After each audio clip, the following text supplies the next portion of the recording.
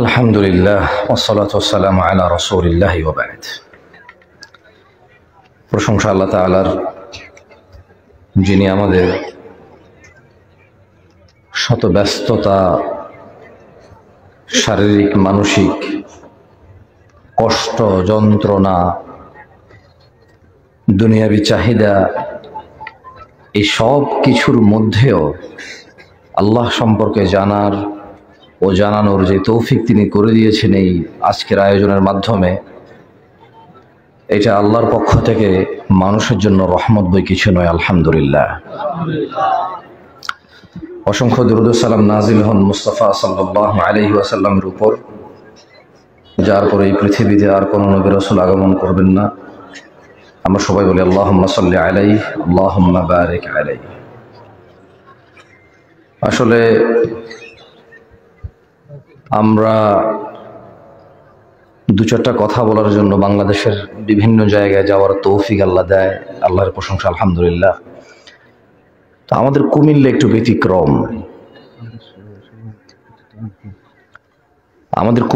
ব্যতিক্রম, চিটাগং এবং সিলেটের গা ঘেঁষা আমাদের কুমিল্লা। আমাদের এদিক থেকে, আপনাদের দিক থেকে তো আমি জানি না, ক্যান্টনমেন্ট দিয়ে ব্রাহ্মণবাড়িয়া হয়ে ওই যে ভৈরব টরব দিয়ে সিলেট খুব বেশি দূরে না, মৌলভীবাজার টুলিবাজার এগুলো। আবার চিটাগংও এখান থেকে বেশি দূরে না। একটা সময় এদিকে বেশিরভাগ আলেম ওলামা, মাদ্রাসা, মসজিদ, মক্তবের শিক্ষক নোয়াখালী থেকে ছিল, যদি আমি ভুল না বলি। ইভেন মাশাআল্লাহ নোয়াখালীর আলেম ওলামারা সেই উত্তরবঙ্গ, দক্ষিণবঙ্গ পর্যন্ত গিয়ে শিক্ষকতা করত। তো আজকে এখানে আমাকে কথা বলতে বলেছে আদর্শ সমাজ নিয়ে। আমি চিন্তা করলাম, প্রথম কথা হলো এটা সলিউশন আর প্রবলেম, মানে এটা এত প্রবলেম যে সারা গায়ে ক্ষত ওষুধ দেবো কত, আর আমার কাছে এত ওষুধও নাই, মানে এত ইলম নাই যে বিষয় নিয়ে কথা বলবো। এটা বাস্তব কথা। কেননা এখানে ছেলে মেয়েরা ধর্ম আর দিন শিখে সিনেমা থেকে। কোথায় থেকে? সিনেমা নায়ক নায়িকাকে বাঁচানোর জন্য মাজারে যায়, ইয়া আল্লাহ বলে মাথা নেচে নেচে গান গায়, নায়িকা ভালো হয়ে যায়, নায়ক ভালো হয়ে যায়।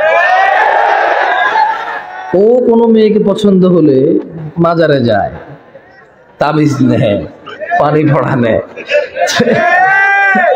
এখন মানে এমন সমাজের এই চিকিৎসা আমি কিভাবে বলবো আমি জানি না।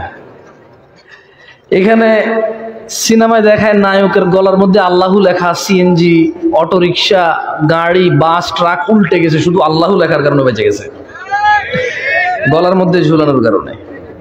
হ্যাঁ, এটা নিয়ে সে টয়লেটে যায়, স্ত্রী সহবাস করে, মহিলারা স্বামী সহবাস করে, মহিলাদের ঋতু হয়, বাট আল্লাহর কিতাব ঝুলানো থাকে, লটকানো থাকে। এখানে দেখা যায় সিনেমার নায়কদেরকে কেউ গুলি করছে, পরে দেখলো সে মরে নাই কেন, কারণ আল্লাহু লেখা তার ভিতরে ছিল যে পিতলের জায়গাটুকু, ওখানে এসে গুলি লাগছে। এখন পোলা পাইনি স্টাইল করে আল্লাহু লাগায় রাখে গলার মধ্যে। ওযু নাই, নামাজ নাই, রোজা নাই, হজ নাই, যাকাত নাই, আদব নাই, আখলাক নাই, ঈমান নাই, কিচ্ছু নাই, শুধু আল্লাহু লাগায় রাখছে। তো সমাজের যেখানে পরিস্থিতি এমন সমাজের চিকিৎসা আমি কিভাবে করব? হ্যাঁ, যেখানে বলে যে কোরআন বলে লা তাকরাবুজ জিনা, তোমরা জিনা করিও না, এটা বলে না, বলছে কাছেও যেও না। কি বলছে? কাছেও যেও না। এখন ও বলছে এটা স্বর্গ থেকে আসে প্রেম,